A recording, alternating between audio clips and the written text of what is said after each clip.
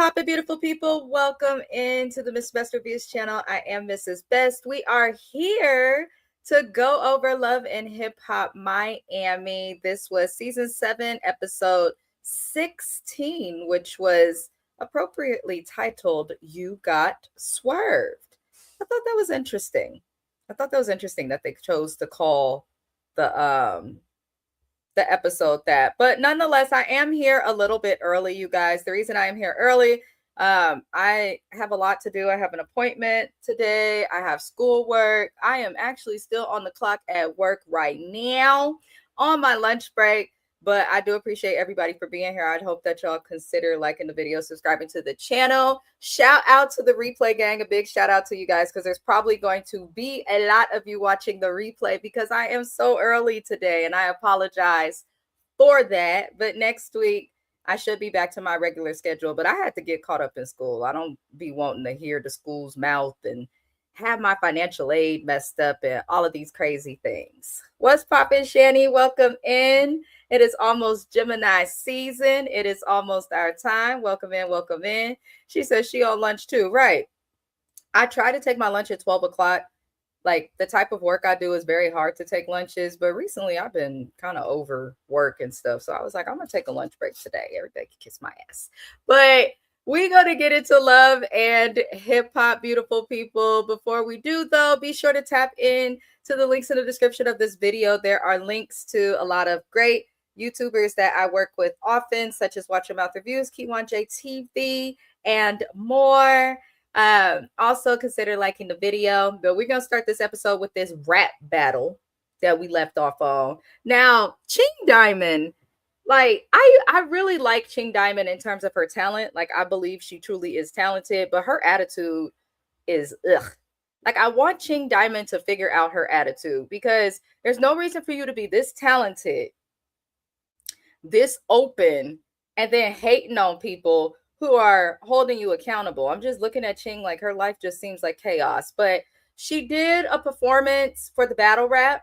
I'm like, this is supposed to be a rap battle. Why are we coming with reference tracks and all of that? Shout out to URL TV. I doubt anybody who knows what that is on my live, but my husband loves them. They do battle rap. So I was kind of expecting that type of a format, like people really getting in each other's face and just bar for bar. But Ching had a whole performance and printed out, done wasted trees at Kinko's to print out the paternity test of her baby daddy actually being her baby daddy. And I'm just like, baby, she talked about she knows her baby daddy. I'm like, do you understand that knowing your baby daddy is not a flex? That's just like the expectation. Maybe it's me.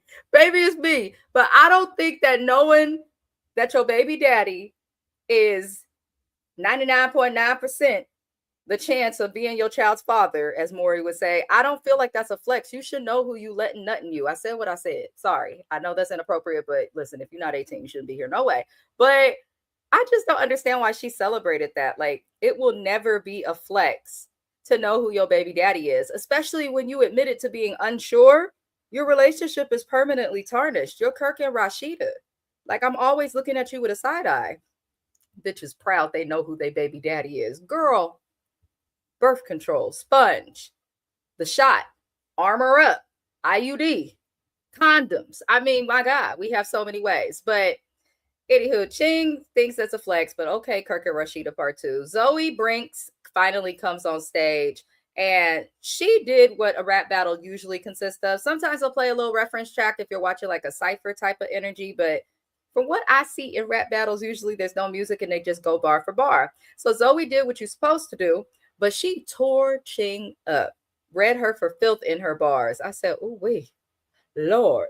Read her for filth so much that Ching and her sister wanted to fight Zoe. I'm like, the point of this rap battle is to squash a beef. Y'all not agreeing because Ching don't like that Zoe told her you could do better than a jailbird. And ever since she said that, Ching took it to hell, and Zoe is taking it to hell as well. But these two really don't even have a big enough reason to have a beef, in my opinion. And the point of the rap battle was to come together to squash the beef in the eyes of music. So why are you and your big ass sister trying to fight? Why are y'all trying to fight? You got up there and said a bunch of crazy stuff too. You had your opportunity, Ching. Why are y'all trying to fight? Like, stop. I cannot. Go to Zeus if that's the shit you want to do. Like, that's genuinely how I feel. I'm getting tired every time we in a scene with Ching, somebody is fighting. Please figure it out because she's so talented, and I just feel like she's wasting the spotlight on bullshit when she could really be showcasing how talented she is. But Zoe won the rap battle. Ching did not. It is what it is. I didn't feel like they needed to boo Ching Diamond, but maybe Miami really don't mess with them. I don't know. I'm in the Bay Area. I don't know what happens in Miami. But we move on to see Michael Blackson and Boots. I know her name is Larissa, but I can't help but to call this girl Boots. I just see Boots from Flavor of Love, and I can't help but to call her that. But nothing happens in this scene. She's meeting with Mike after he put her out, talking about her cheap period panties and all this crazy stuff. Now he meet with her for dinner. She walks in, talk about the place is ghetto. I say, how you calling places ghetto when you on this show, The Gold Dig Girl? But we'll come back to that probably next week. But Michael's talking about he want to apologize. He said, you ain't sorry. You just want some pussy. And I believe Boots was right. He is not sorry. He just can't get no coochie from Nadia right now. He for damn sure can't get no coochie from Rada right now. Nobody else with senses available. So he had to go knock on the cuckoo's doorstep, which is Boots. And I'm glad that she knows that. But before he could even get to finessing her and getting back in the draws, he gets served. It looks like Nadia is going to be coming after him for child support.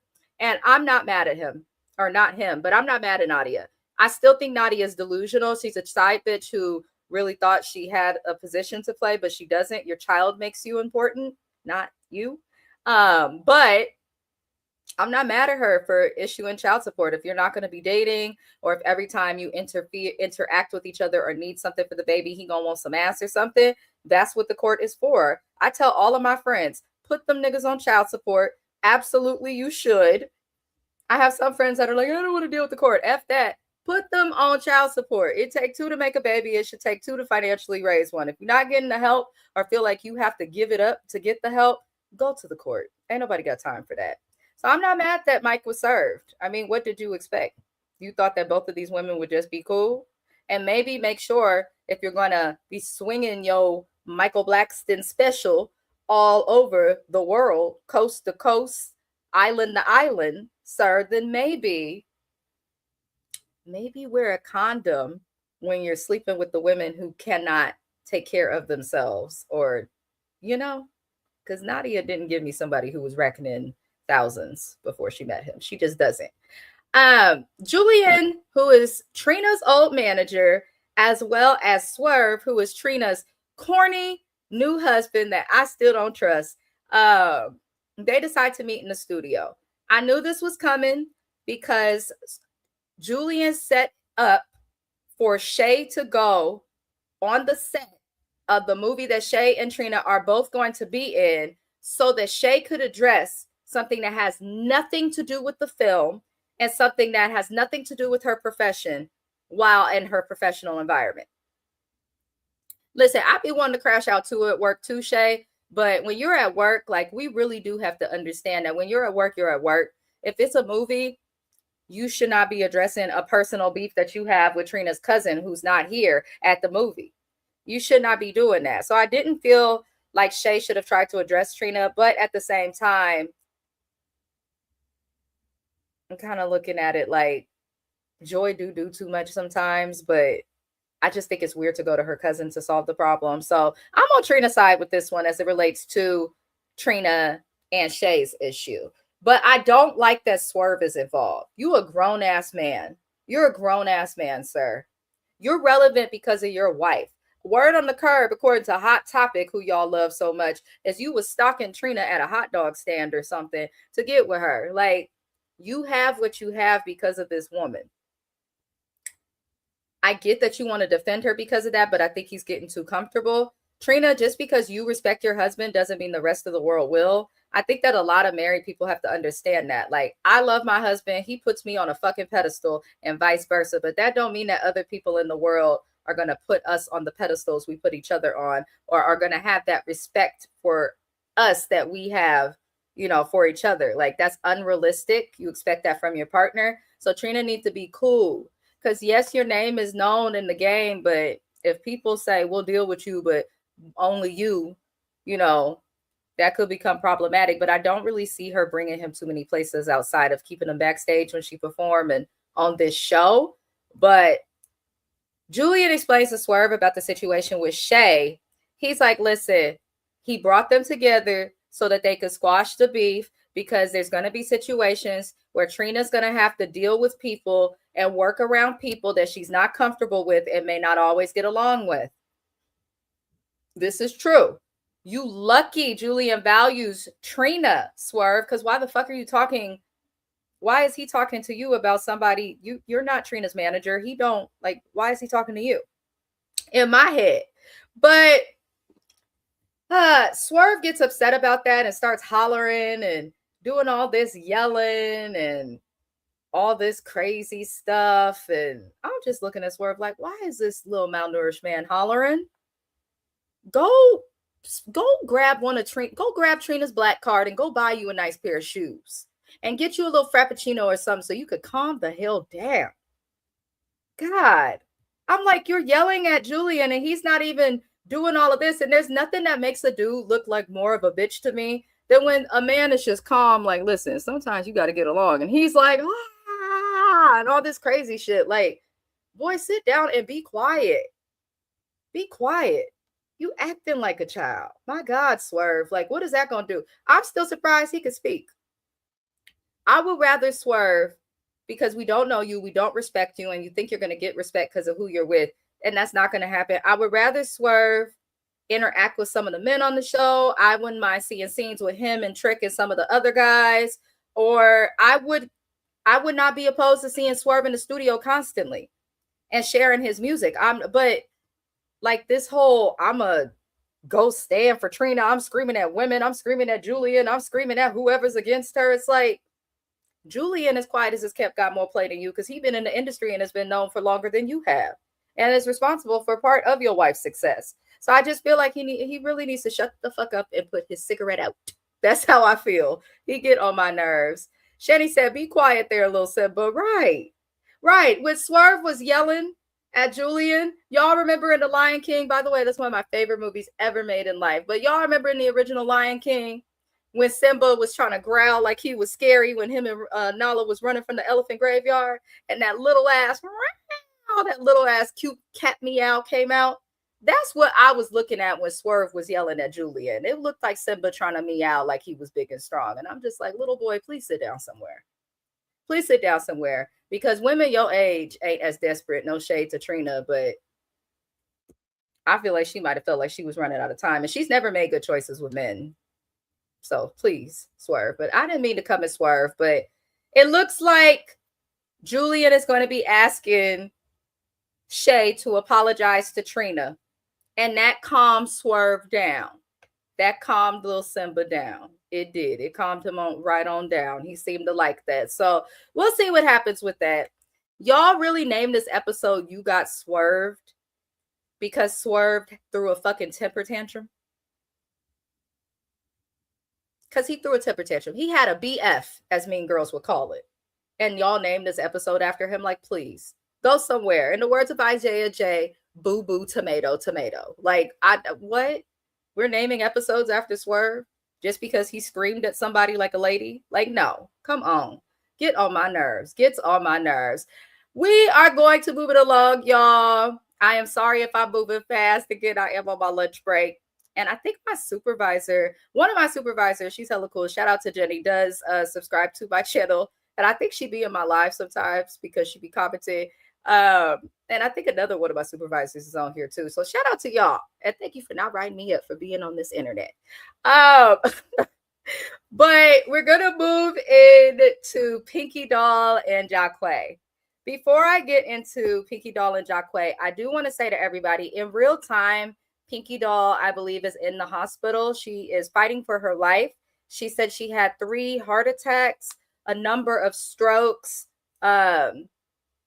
Listen, regardless on what we do, as it says in the disclaimers on my channel, the stuff that we talk about, the things that we do on this channel are specifically commenting just on what we see and for fun. We don't wish any harm to any of the people that I see or cover on my channel with my other content creators or the other parts of B3ST. Like, I don't wish bad health on anybody, especially her being so young. So I just want to say we hope that you feel better, Pinky Doll.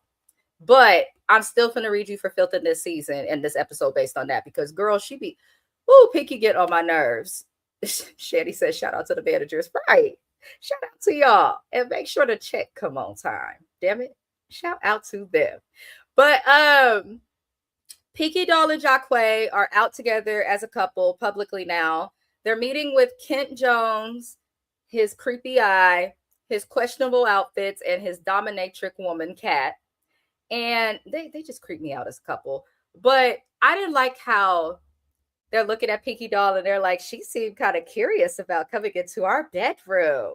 You know, our pursuit of Rada did not work out. I said, what the fuck, your pursuit? It's weird. It just sounds like they're on the prey for people. I really don't like how that sounded, like, or how they worded things, but maybe that's just me. Maybe that's just me. And I apologize, y'all. I don't know why StreamYard is making me blurry. There's a lot going on with these apps. But Pinky Doll, Kat, Kent, and Jacquay, they discuss the opportunity that Pinky had with Big D and the record that Big D wrote for her as a favor to Trick Daddy. And they basically explain how Jacquay got into a physical altercation with Big D because he went to confront Big D on why there were no splits and why he wanted $25,000 for the song that Pinky Doll was going to be doing. And in my head, I'm like, that's a fair question. That's definitely a fair question, because I do feel like the amount that he was trying to charge was way too much. But at the same time, you could have went about it and talked to him about it differently. That's just like my personal opinion. Jacquay was a little rude, but people from New York, they are more direct in how they speak to you. They're not gonna sugarcoat shit.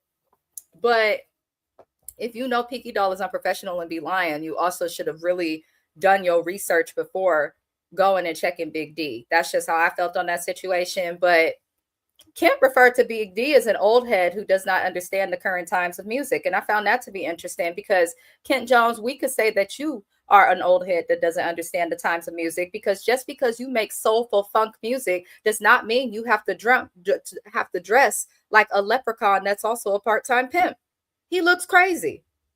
He looks absolutely crazy. You want to do soul and funk? Do it. You see what Bruno Mars and Silk Sonic and them did? You can do it. You don't have to look like a fool doing it, though. But people keep saying Big D don't understand the current times, but it sounds like he does based on the record that he created for Pinky Doll, because she liked it. So he understands something. I just don't like how people try to down somebody just because you got a problem with them. Like, I could have a problem with somebody and I'm going to still acknowledge where you're, you know, the areas that you are good at. Like, Lord, help us. But they pretty much explain the situation. Pinky Doll gets emotional and starts acting like she's crying over the song. Talk about, it's about my life. I said, honey, if a song was so important to you, then you would cough up that $25,000, because I know you have it from streaming or can liquidate it in some way. If the song was so important to you, you would have got your narrow behind on the phone and found a way to make peace with Big D and Trick Daddy on your own without your man, since he made it worse. If the song was so important to you, bitch, you would have helped write the song. But you didn't. Because you're not an artist. And you're insulting people who actually do the work to write their music. You're insulting the artists that actually have the talent. You're a pretty girl who got put on because of content creation. You're basically the online Kim Kardashian, famous for nothing. And that's okay. Get your bag, be on this show. But for her to act like she's a rapper and be crying over a song when she don't even put the effort in to be writing and practicing her craft like all these other rappers is a joke. I can't take Pinky Doll seriously as an artist. I can't. I just can't. I want to see her do anything but music, please. I want to see her sister on this show, because that's really where we're entertained, because I could give a fuck about Pinky Doll and Jacquay as quiet as it's kept. I'm not over how he did Cayenne. I think that was her name from seasons ago on Love and Hip Hop New York when it was still coming over on. I'm not over how he did that. And have you checked on Bianca? God damn it. So I don't particularly care for Jacquay or Pinky right now, but it looks like they convinced Kent to talk to Big D about potentially getting the song back for them. And I'm just like, just pay them what they want and have a professional conversation.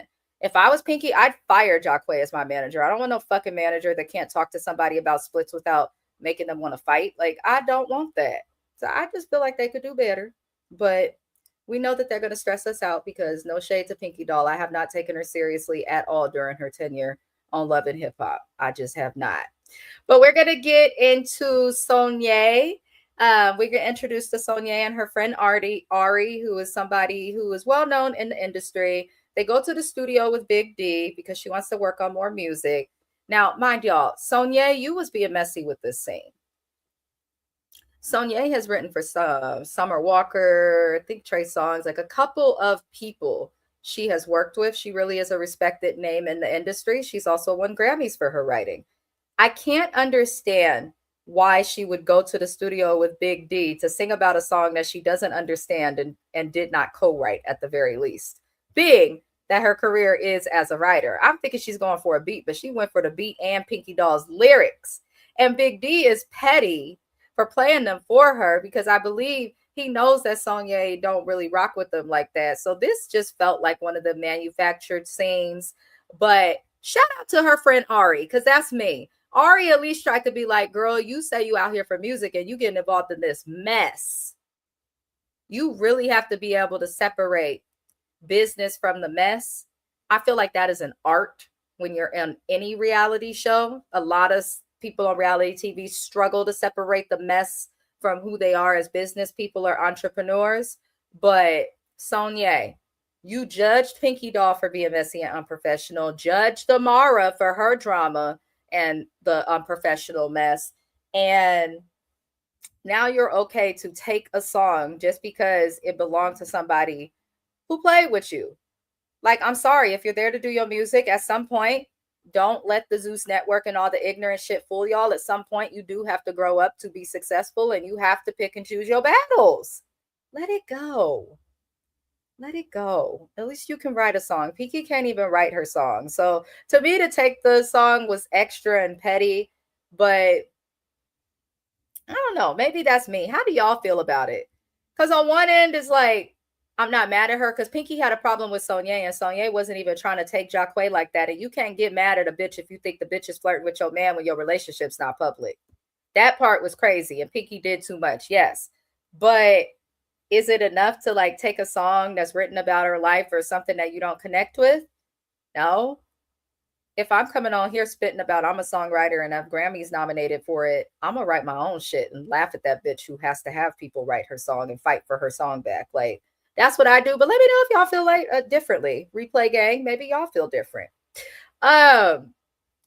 We gonna get into the next thing we saw, y'all, which was Julian trying to get Shay Johnson, aka Bucky, from Flavor of Love to apologize. Y'all know Shay is not good at apologizing. And every time she apologizes, she does exactly what she apologized for, right back to the person again, which lets you know that she wasn't really sorry. Shay is crazy and has been arguing with people on reality TV, as Trina said, for over 20 years. Like, come on now. Julian had to know he wasn't going to get Shay to do that. And Shay pretty much refuses to apologize. And she said, F Julian, F Trina, F Joy, F Swerve, and Zoe Briggs was listening in the studio booth. So we gonna pay attention to that because I felt like, Zoe girl, you should have made it known that they could not hear, that you could hear them in the studio. But Julian, you got over 20 years in the game being in the studios. You should have also known. But we see Ching Diamond. Do not like this lady. We see Ching Diamond meet with her sister, and her and her sister make peace pretty much about Marquez. And then Marquez comes up at the event. Ching likes to make drama. Ching likes drama, and nobody could tell me differently because you know your sister don't like this man and that she don't like him so much that shit could turn physical. So you blindside her by inviting this man when you did not know if you would even be able to make peace with your sister in the first place. Like, if you want the peace, you could have put them on the FaceTime or something and, you know, let them talk a little bit, like inch it in, maybe start with phone calls or nice little gestures, like inch in. Don't just throw him into the mix, especially if you know your sister and you and your family don't know how to act right. I'm just saying. I didn't understand that. But Marquez arrived and he did try for peace. He did try for peace with Ching's sister. And the sister just kept basically speaking about how she don't like him and feel like he got a lot to prove. And he was like, but you threw money on me. You threw money on me and tried to assault me. And then he makes the comment of, if you was a nigga, I would have knocked you upside your head. I said, Marquez, God, a man could look good and dick you down and have no sense. And that's just what Marquez gives. I believe James from Watch Your Mouth Reviews was talking about that. Because Marquez, you cannot say to any woman, right or wrong, if you was a man, I'll knock you upside your head. Where I'm from, okay, Bay Area women, shout out to the town, shout out to DP Stokeland. We fighting. We fight men, just like her sister. We fighting. What you mean you gonna knock me upside my head? They knock me upside my head, Negro. What? Now, I feel like, yes, her sister is wrong and mad disrespectful, but Ching, you better watch yourself. Because if a man will remind you that you're not a man, while also reminding you that he got an urge to smack you, he might actually smack you one day. Be careful. Be careful. But as soon as he said that, her sister threw a drink in his face. Wow, she threw that shit like she was throwing a baseball, the opening pitch at the Giants game. Like, I do not understand why he would say that, but things quickly went left. Things quickly went left with Ching and Marquez. I personally feel like if your family don't like your spouse, don't force it. Don't force it. If your family loves you enough, eventually they will get over themselves and endure being around your spouse, even if they don't like them, and just keep the peace just so they can have you around. Like, I truly believe that. I don't think it's worth it for Ching to keep trying to get her sister to be cool with this man, because he's obviously a trigger. And this is another example of why you don't need to tell your family every single little thing about your relationship, because they'll remember that shit and they won't forget and forgive the way that you will. So Ching, let it go. Hang it the F up. Hang it up. Lord. Shanny said, just because you sick don't mean you can't get red. That's true. Shanny says, sick or not, heart attack or not, I'm reading you for Phil. She said, you better take your medicine. I love you, Shanny. I really do. Hi, Q1JTV. Happiest of Thursdays. I forgot what day it was. I had to look. Happiest of Thursdays. I am finally caught back up on YouTube and school, but I'm realizing in order to stay caught up, I'm getting my graduate degree. For those who do not know, I'm doing it full time while also working full time and YouTube. But I'm going to have to move my schedule around, y'all. I'm going to have to move it around. So we have been doing that and it's working. But after the scene with Ching and her sister acting a fool at the barbecue spot, Swerve did a performance. Good for you, Swerve. Congrats.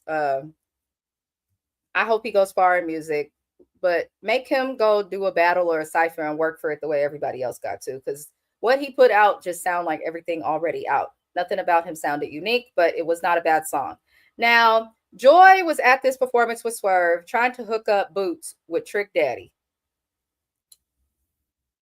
How is it that you mad your sister had a relationship with Trick Daddy before you, Joy, but you're okay with hooking up your friend and business partner, because she said that her and Boots have some sort of hair or lash company with your current husband because they're still married? That's weird. That's weird. That's weird. If I broke up with my husband and we were still legally married and I was done and moved on, I wouldn't hook him up with nobody. Figure it out on your own. Like, that's weird to be hooking him up with his next, especially when y'all still beef like y'all still married. Like, what? Keep on saying, ew. Like, I thought that was weird. And Boots, I'm not liking this, you, but Boots has proven what she said on Flavor of Love. Y'all remember on Flavor of Love 2, Boots said the crazy, bitch, I don't care what you say about me. And if I was a hoe, I'd be a top dollar hoe. She meant that shit. Because She says she want to be with a baller. Go talk to somebody else other than Trick Daddy. He live in a cul-de-sac in a regular middle-class neighborhood and he ain't moved in over 20 years. Go find you an actual baller. It's not Trick Daddy. And Trick Daddy is wealthy. He does make good money. I'm not saying that. But it seemed like Boots wants wanna be a baller, shot caller, 20-inch rims on the Impala. That's what she's giving. Give a little Troy. I'm just saying. That's what is given that she wants. So aim higher, Boots. Aim higher. And to be willing to even talk to your friend's ex-husband, sort of husband, is crazy. And the words of Kiwan, right? Boots been a bum asshole. She definitely is. It's disappointing to say the least. Like, you're on a platform on national TV. Revive your name and get known for something other than thoughting and plotting, girl. I'm just saying. The highest bidder, and she admitted it with no issue. I'm just like, girl. But okay, Boots. Okay, Larissa. But then again, she was willing to get up on that table for all of Flavor Flav's friends and just start twerking. She just was twerking, looking behind her. I said, okay, Boots. All right. Zoe tells Bobby and Joy and Hot Topic about the conversation that Shay had with Julian in the studio. And she didn't care about being messy. Zoe said, I was in the booth and they didn't realize that they forgot to turn off the stuff so I could hear. Fun fact for those who don't know, if you're in the booth, right? I understand you could be in the booth writing and stuff, but Zoe, you could have let them know. Like, I just still find that weird that you didn't let them know that you could hear them, but it's okay. I guess I got to accept what I got to accept. Oh Lord, Kiwan, go sit in the corner. It's not even the afternoon. Kiwan. Kiwan said Boots won't trick to eat her booty like it's groceries. I don't know who's eating ass in real life. I hope y'all are not. Like, I just remembered a little bit of schooling I did when I was in school for a medical assistant at LVN. And I'm going to tell y'all this. Fecal matter or anything near your fecal matter is not the safest thing to eat or have near your face. It's just not. But Trick Daddy, what he say? He put his legs, he just lift them in the air. I'm so tired of Trick Daddy. He disgusts me. And he keep telling us stuff against our will. And I'm sick of it. I'm genuinely sick of it. But Zoe tells them about what she heard them saying about Trina's husband. She didn't even mention that they said anything bad about Joy. She just said that she spoke about Trina's husband because she knew that would set Trina off. And I'm kind of like, Zoe, why do you want a problem with Shay? You was just saying nice to see you to Shay just to snitch on her. Like, what are we doing? Trick said he was, but only a certain type of woman. That's the other thing. Trick Daddy talk about he don't like women over 40 or something crazy like that. Boots is definitely over that. So I don't know. Trick, I don't know. I guess he don't like women that look their age or something. Because she's definitely over 40, Trick Daddy. Now, after Zoe's messy ass tells them about the situation with Trina's husband, that's really all that happened in that club. Nadia and Michael end up meeting up to discuss the post as well as the fact that he was served. And, you know, Michael ain't shit. Michael Blackson genuinely is not shit. And I think in his mind, he thinks he can get people to laugh off something that's really not that funny and is actually embarrassing to the Black community. The way that he makes kids, to me, is not a laughing matter. I don't have the ignorant mindset of, if you could afford them, that means just have as many kids as you can. That's fucking ignorant. Kids require attention. Kids need to have relationships with them. You need to be able to show up for their milestones and events. You need to be able to pay attention and acknowledge the emotional regulation and development of your kids. Like, it's not just about having the money to afford to feed and clothe and house your children. It's about so much more. And you could tell that Michael just says, I got the money, I could do what the fuck I want to do. And I don't like that, because you cannot. Not a neurodivergent 20-year-old minded hoe. You know what? I mean, honestly, I can't disagree, Kiwan. I really can't disagree. Boots is useless thus far on the show. And you know, it's sad. I know James was really looking forward to Boots coming back on TV. I think a lot of us were. who watched Flavor of Love during that era, millennials was excited. Okay. And she came back and just pretty much gave us nothing. She lacks substance. It's stupid. You came on TV talk about you got a brand with joy, and instead you want to be chasing after Michael Blackson and his Gap, a new car, Trick Daddy, and a fake ass beef with Shay. Girl, you should be promoting your lash company. You should be promoting what you've been doing, showing your life trying to move. Like, give them a reason.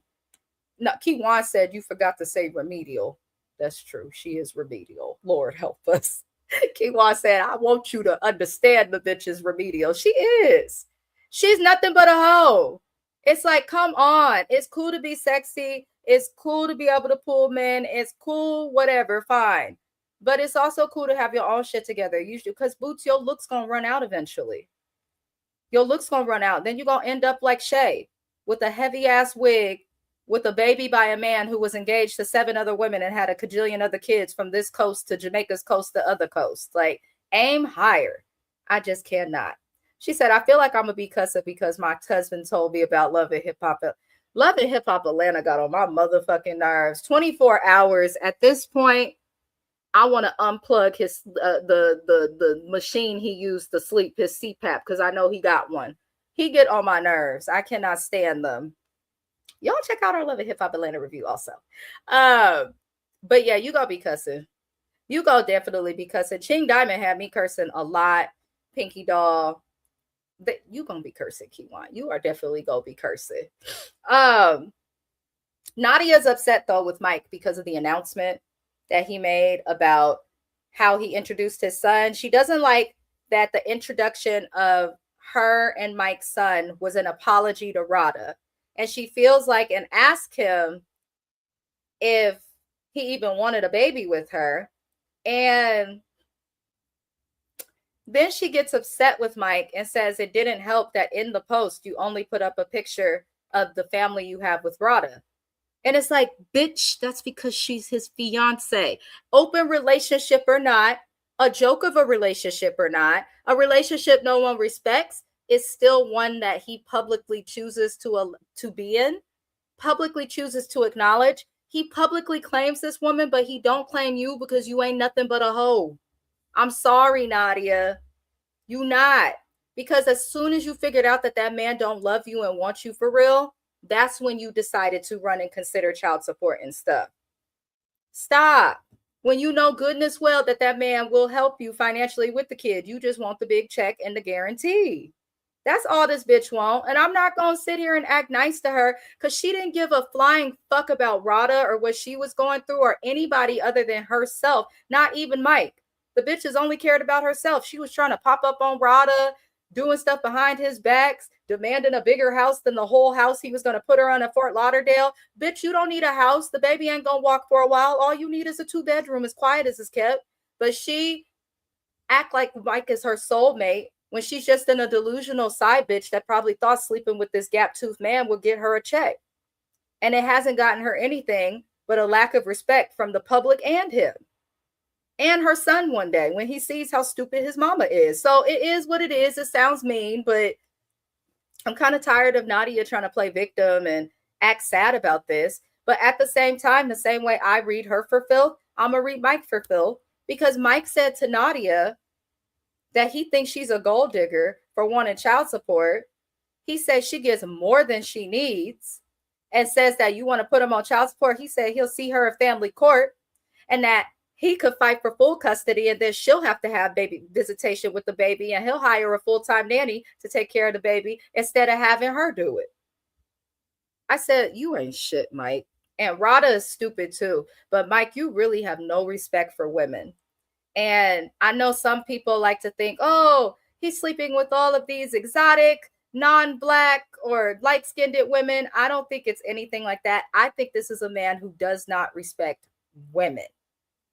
I don't think it got nothing to do with race. I don't think it got to do with color, creed, none of that. I just don't think Michael Blackson has respect for women. I'd be curious to see what he had to deal with or experience in his own childhood, because regardless of Nadia being a side chick, to threaten a woman and say that you will come after her for full custody of the child that she carried for 9 months and birthed and primarily cares for, just because you're upset that she put you on child support after you and your actions showed and told her that you wasn't going to give a fuck about her outside of sex and for the baby, is crazy. He cannot, like, she's delusional, yes, but you cannot get upset at her for doing what she got to do. What she should have done is wrap it up if you was going to enjoy your hall passes. You chose to recklessly cheat when you have permission to cheat. It makes no sense. Michael Blackson ain't shit. He just ain't shit. He ain't nothing but a slice of cheese without the corners. I can't fucking stand him. Can't stand him. He makes my teeth itch, y'all. He makes my teeth itch. The level of audacity. And this is exactly why I was intentionally careful. This is why birth control is important, women. It could be the best dick in the world. Protect yourself and make sure before you give that man that baby that you have a real sense of commitment. Because even though Rada let him have that hall pass, she had the sense of commitment and that he was living with her and she got to know what was going on. But Nadia didn't have nothing. So she just stupid. Just friggin' stupid. But we go moving on to the event that is happening for Big D. He has like a melodic Monday event. Looks like an open mic event for the local community. Thank you, Kiwan. I hope y'all listen to her, support the channel, like, comment, and subscribe. And then head over to Kiwan's channel. She's got a lot of great scripted shows that she covers as well. And she also covers a lot of the shows we cover, such as the Love and Hip Hops, as well as Beverly Hills, Rhode Island. Tap in with her channel. She covers a lot, y'all. She covers a lot. Now, at Big D's little event for the community, Pinky Doll wants her song back, and they're going to get it back. And I was kind of annoyed with Pinky because I was like, you spoiled little brat. Like, you haven't done anything to deserve respect in this industry as it relates to music, and now you're asking for a song back after you went behind your manager's back to work with him when you should have listened. Like, I just can't with Pinky. But Kent tries to talk to Big D, and Big D explains that splits and all of that were never discussed. And when asked why, Big D says, well, I did this as a favor for Trick. So Trick was supposed to handle all of that. But when Jacquay came at him, he explains the way dude came at him. They never even got the opportunity for splits because he was just questioned like he was done broke the law or something. And that was true. Big D did give an accurate depiction of what happened. And, you know, they explained that the song is Pinky Doll's, story and stuff, but Big D's pretty much like, well, the song's going to somebody else. And Kent Jones had to accept that the song was gone. So Kent lets Pinky and Jacquay know that the song is gone. And then the episode ends with Shanye getting on the stage to perform the song. And all we see is all hell break loose when that happens. Now, I am curious to see what will happen next week because it does look like the season's getting interesting. And now I'm starting to understand why they're breaking up the season. And I'm not mad at it because they're doing it better than they do on OWN and it's giving me content. But I'm curious to see what happens next week. Yes, Kiwan, Pinky Doll is back. I wished her well wishes because in real time she's recovering from several heart attacks and strokes and a health crisis. But I'm still reading her for filth on this show because I don't like the way she acts on this show. But all hell broke loose. We will see what happens there. Shout out to our replay gang. I am live earlier than I normally am. So I appreciate those who are here now watching. I am going to be live again tomorrow. I am not sure if Kiwan, I think you're working overtime. Kiwan, if you would like to join Beverly Hills, let me know. You're always welcome. But I will be doing a Real Housewives of Beverly Hills live tomorrow. I will also be going over the Ladies of London New Reign. I'll be doing a special live stream for that because Shani, one of our subscribers, requested I do a live for it.